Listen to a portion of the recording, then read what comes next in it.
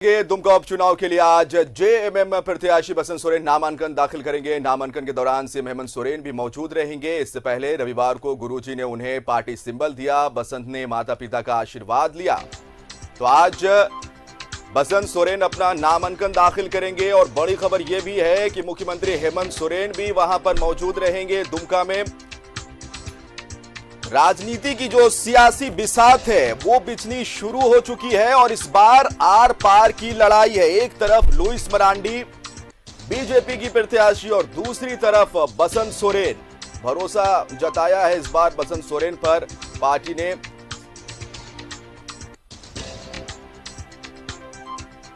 और सीधा रुख करेंगे दुमका, हमारे साथ सहयोगी मनीष इस समय लाइव जुड़ रहे हैं। मनीष, आज चूंकि बसंत सोरेन अपना नॉमिनेशन करेंगे, मुख्यमंत्री हेमंत सोरेन भी दुमका में मौजूद रहेंगे। जिस तरह से सक्रिय कार्यकर्ता भी रहे बसंत सोरेन और मुख्यमंत्री हेमंत सोरेन के छोटे भाई भी है, भरोसा जो जताया गया है बसंत सोरेन पर, कहीं ना कहीं उन्हें जीत दर्ज करनी ही पड़ेगी। मनीष। बिल्कुल विशाल, आपने सही कहा। देखिए, इस वक्त हम लोग खड़े हैं, सबसे पहले बता दें कि यही जगह एसडीओ और मंडल पदाधिकारी का कार्यालय है। यहीं पर नॉमिनेशन होगा। और जो मेरी बातचीत हुई है केंद्रीय महासचिव से, उन्होंने कहा कि 12 से लेकर 1 बजे के बीच यहाँ पर नॉमिनेशन के लिए प्रत्याशी बसंत सोरेन यहाँ आएंगे और उनके साथ 2 और रहेंगे जो प्रस्तावक होते हैं, जो ऑफिशियल जो औपचारिकताएं हैं। और आपको बता दें कि यहाँ पर हेमंत सोरेन खुद नहीं आएंगे क्योंकि वो मुख्यमंत्री है, ये प्रोटोकॉल के खिलाफ और ये।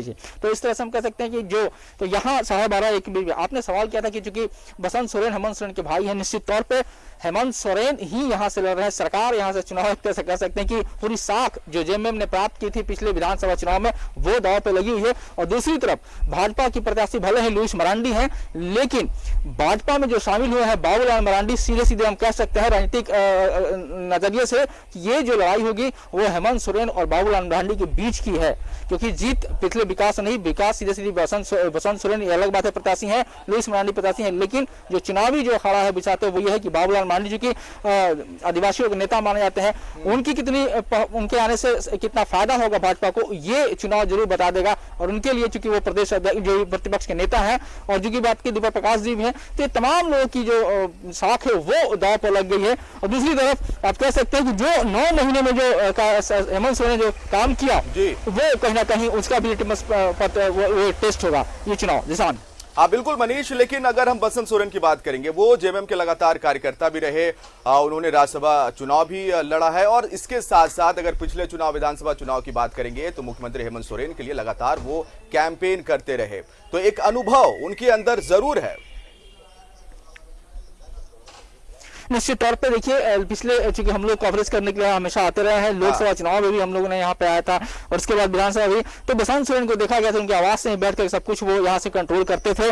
और जब हार हुई थी उसके बाद जब मैं कवरेज के लिए वहाँ पहुंचा था तो मैंने उनसे उनकी जो आपस में जो बातचीत कर रहे थे, उन्होंने नाराजगी जताई थी कि जिन लोगों को शामिल किया था लोकसभा चुनाव में, सीधा निशाना था बाबूलाल मरांडी पर। उन्होंने साफ कहा कि जो लोग बाहर से आए उनको हम लोगों ने पूछा, जो अपने कार्यकर्ता थे उनको हम लोगों ने नहीं पूछा। ये उनकी जुबान से हमने सुनी थी। जिसका मतलब है कि उसके बाद उन्होंने जो विधानसभा की चुनाव हुई उसमें उन्होंने उन चीजों को दूर किया और जो कैडर थे, जो वोटर थे, उनको उन्होंने समेटा, जो कार्यकर्ता थे उनको उन्होंने मनाया। निश्चित तौर पे संथाल परगना में जेएमएम ने अपनी जो पकड़ बनाई, जो जीत हासिल की, या फिर कह सकते हैं कि जो भी इस बात उनको उनके पाले में गया, तो निश्चित तौर पे बसंत सोरेन को इस बात का जरूर उसे क्रेडिट मिलेगा, देना ही चाहिए, जो पार्टी मानती है। और यही वजह है काम करते रहे, तो निश्चित तौर पे बसंत सोरेन पर काफी भरोसे के साथ उन्हें टिकट मिली है। उनके लिए एक बड़ा चैलेंज भी है इस सीट से जीत दर्ज करना। बसंत सोरेन के लिए अपने आगे राजनीतिक करियर के लिए खुद को साबित करना भी काफी अहम है।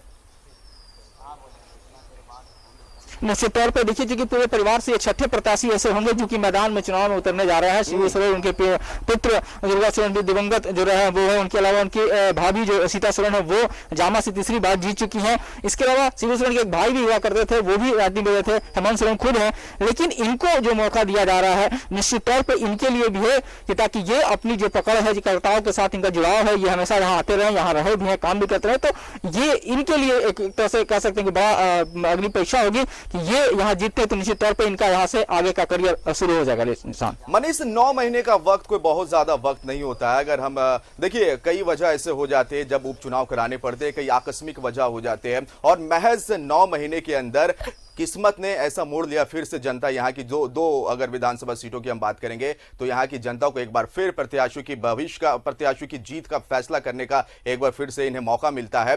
तो कहीं ना कहीं 9 महीने अगर सरकार की तरफ से भी हम बात करेंगे, चूंकि अगर विधानसभा चुनाव होते हैं 5 साल सरकार रहती है और वो अपने बातों को, जो विकास की योजनाएं उसे ले जाती है जनता के बीच में, पब्लिक के बीच में, और वो कहती है कि हाँ 5 साल में हमने ये काम किया। दूसरी तरफ विपक्ष भी 5 साल में जो खामियां होती है सरकार की वो विपक्ष की तरफ से बताया जाता है। लेकिन महज 9 महीने के अंदर ये चुनाव हो रहे हैं, जानकारी चाहेंगे।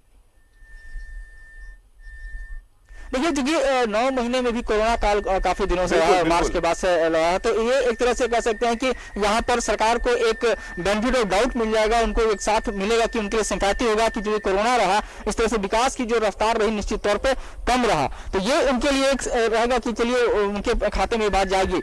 लेकिन क्योंकि विपक्ष जो है वो लगातार इस बात को कहेगा कि जो डिसीजन मेकिंग रघुवर सरकार के कार्यकाल में था, जो तरीका था स्टैंड लेने का, या जिस तरह से हालांकि बाद में उनको एरोगेंट कहा गया, और एक बात की कहा गया पूरे राज्य भर में कि सीएम काफी एरोगेंट है और उनका जो बातचीत का तरीका है वो लोगों को नहीं भाता है, तो एक तरह से वहां भी बातें थी। और चूंकि लुइस मरांडी से यहाँ के जो कार्यकर्ता थे वो नाराज चल रहे थे, शायद ये भी वजह हुआ कि उनसे लोग नाराज हुए और वोट यहाँ बिखराव हुआ। लेकिन क्योंकि अब 9 महीना हम नहीं कह सकते पूरा कार्यकाल इतना ज्यादा, लेकिन विपक्ष तो कहेगी कि 9 महीने जो काम हुआ उसको लिटमस पत्र की तरह पेश करेगी। वो कहेगी कि क्या कुछ काम हुआ, दुमका में क्या हुआ, संथालपरा में क्या काम हुआ, या जो रोड की जो समस्या यहाँ थी, जो यहाँ देवघर दुमका के बीच काफी हादसे हुए, एक परिवार की पूरे परिवार समेत सड़क हादसे में परिवार समाप्त हो गया, खत्म हो गया पूरा परिवार ही।